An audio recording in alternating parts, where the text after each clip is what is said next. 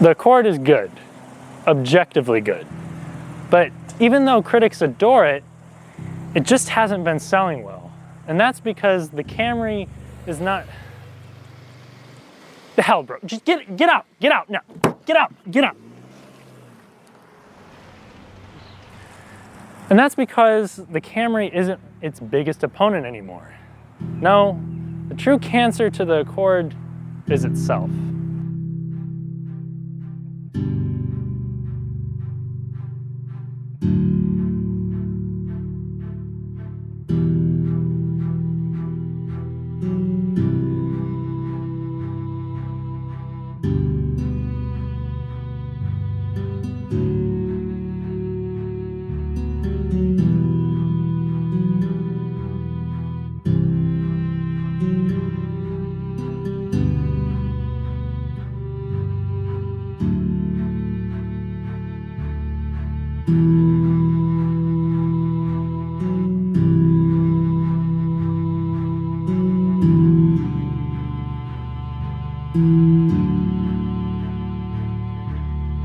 See, the Accord's real competition isn't other family sedans, it's vehicles like this, the 2018 Subaru Forester. And even vehicles of its own brand, the Honda CR-V, seem to be on the rise these days, while sedans are starting to lose the love.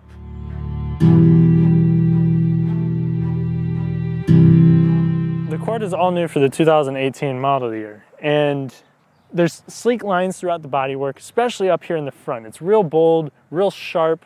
All angles look extremely crisp. Even into the rear of the Accord, it has this almost a fastback kind of deal. Nothing here looks out of place. It looks very balanced throughout the design. I appreciate the thought that Honda went through to make a vehicle like this. Moving on to the Forester, met with a lot more utilitarian looks. As far as the body goes, the shape is pretty standard. There's nothing special about it. The front end looks a little aggressive. I do like that. It's not all up in your face at any place, and it doesn't look overly futuristic from any angle. The Forester continues with that utilitarian outside with a very simplistic interior that most could understand, but at the same time, most will find boring. Even though I would probably choose the Accord interior over this, I can see why a lot of people do like this. It feels very open, it's airy, and the visibility that you have is just impressive. It's a very simple cabin and it's a very simple car. It's easy to just get in and go. The cabin of the Forester is for sure practical, yet you would think that the 31 grand MSRP would also mean higher quality materials, but it doesn't. Aside from Subaru's displays on the dash, this interior wouldn't stand out if it were released a decade ago. It's padded where your elbows rest and the steering wheel feels good in the hand, but dig around for a second in the cabin and you find a cheap rubber material covering most of the dash and different blends of hard touch plastics on the door panels and in the shifter area, or console, all of which feels a bit cheap and looks basic, especially when put alongside the similarly priced but less practical Accord interior. I'm hoping the next-gen Forester arriving at dealerships in the coming months provides function with a more upscale feeling too. Sitting in the second row, I'm met with enough headroom, and considering my size frame, that's pretty good. And you even get padded door rests and a padded armrest in the middle. I do have the seat pretty far back, but this is an SUV and my knees are touching it, but there's a lot of space for me to put my feet underneath. So overall, I'd say back seat of the Subaru Forester is pretty nice. One big area where family sedans kind of lose to SUVs is the trunk. Now, the Forester is no exception, as it offers probably more cubic feet than the Accord. But I should probably know this off the top of my head, but since I don't, I'll just write it in the screen somewhere in a little text. But I fit in here, so it's pretty decent. All new for the 2018 model year, the Accord comes back with a completely different interior that is much better than its predecessor and just a different league from the Subaru Forester. Everything that you touch in the interior is soft and padded, especially the areas where your knee is going to rest and your elbows. They're all soft, they feel nice, they look even better. I'm not going to say that it's a luxury car, because by no means is it, but it may fool you for a second. When you close the door, it also provides a different feeling from most small SUVs. And if you're cross-shopping a crossover with a family sedan, this is probably the biggest difference, and that would be your seating position. In a sedan, especially like this Accord, you're going to be a little bit lower. Your feet are going to extend out more. And I think most people would prefer this just because it naturally gives you more support. The downside is you get a little bit less visibility. You don't see over the road as much. I personally don't mind this, but some of you may.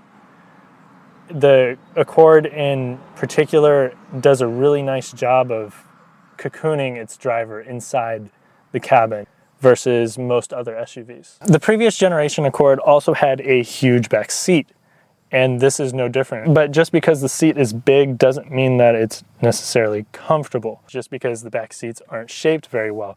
Here, they're shaped decently where you can actually find some support, even for somebody of my size.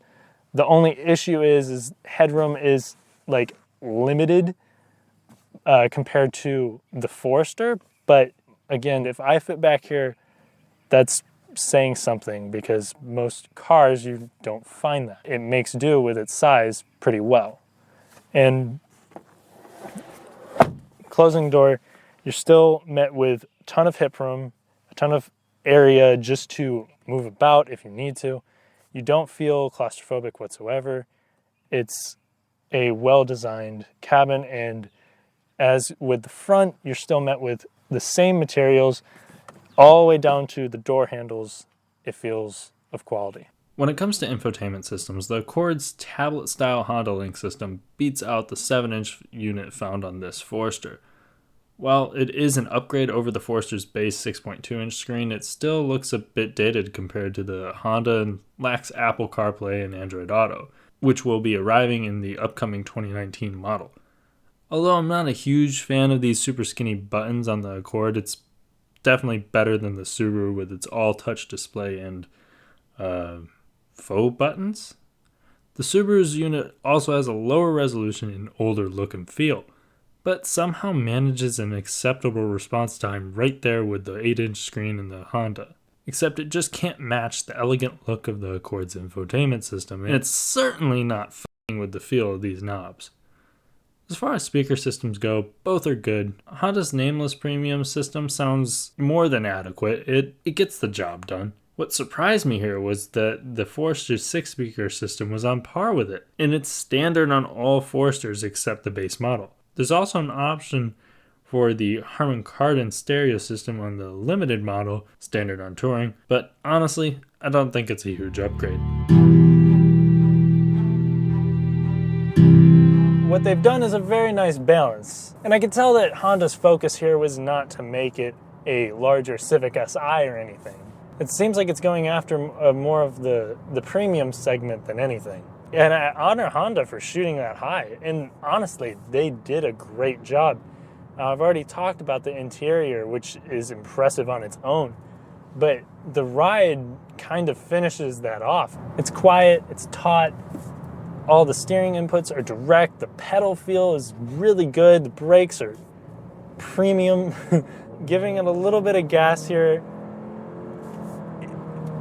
You can definitely tell it's a CVT. It's not fooling you. But it doesn't make me hate it or really even desire an automatic. It's there. It does its job. It still does have that rubber band feel that CVTs are commonly denounced for. And that's just something that you will have to live with, which I think it's a good trade-off for what you're getting, because in the end, this car, the EXL trim, is right around $31,000 for the MSRP. Now, commonly you can find these cheaper than that, because even at the base models, These are supposed to start at 24, but right now they're selling them for 22 commonly. The Honda, when you're driving it, feels a class above, and that seems consistent through everything that I push it through. It doesn't feel like a $30,000 family sedan. I'm very impressed with it. Now I'm in the 2018 Subaru Forester, and right away I notice the visibility difference and the angle difference. The Accord is really low, and I like that, but I also like this too. I can see just about everything that I need to. The super skinny A-pillars make corners kind of fun in an odd way, because you're just not used to seeing that much. The biggest issue on the back roads would have to be your bolstering is non-existent, meaning you just slide. You do not feel held in, but that kind of goes along with the rest of the interior. It feels very open, airy. You do not feel restricted. There's no sense of seclusion from anything in this car. It's also a lot louder. Feedback through the wheel it's a small SUV. It's direct, it's predictable, but not much more. If you're expecting it to be sporty, don't go. If you're looking for a sporty small SUV, I would recommend looking at something in the Mazda realm. They've done a consistent job at making things fun. Subaru is, sometimes they do, sometimes they don't. The CVT in here, it's responsive. Subaru does a good job with their CVTs. Just like the Honda, there's some of that rubber band feel when you initially take off. 0 to 60, expect mid 9 seconds. It's not impressive, but it's class competitive technically. But honestly, that's not what this car was built for. This car was built to just get you from A to B always. If we're thinking in those respects, the Subaru does a great job at that. The interior, although it's not glamorous, does a good job at swallowing up whatever you need it to. The high ride height means that you don't have to worry about much in terms of getting stuck, in terms of damaging a body panel, and being higher up is just a more practical place to be. As far as family vehicles go, that's the ultimate goal. And adding to this, the all-wheel drive capability means you have even less worries.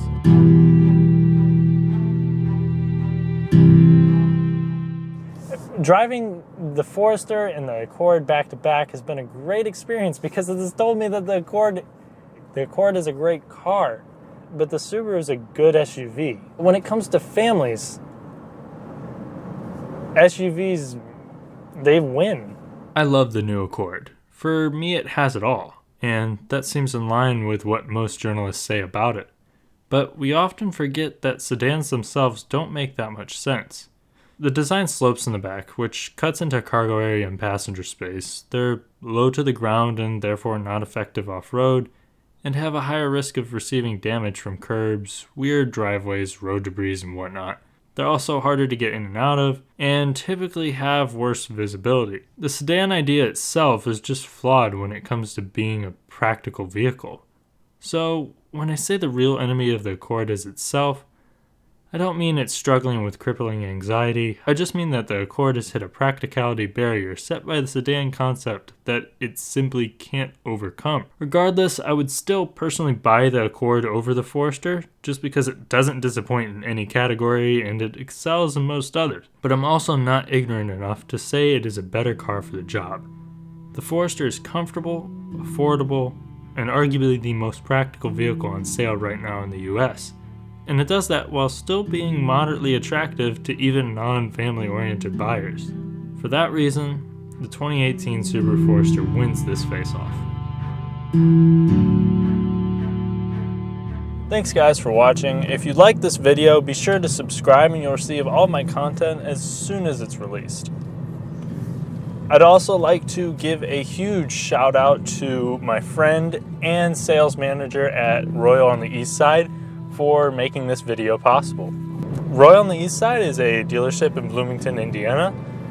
They are honest, trustworthy, and knowledgeable about their products. If you're shopping for any car, be sure to check them out. Thanks again for watching, and I'll catch you on the next one. She rumble, don't she?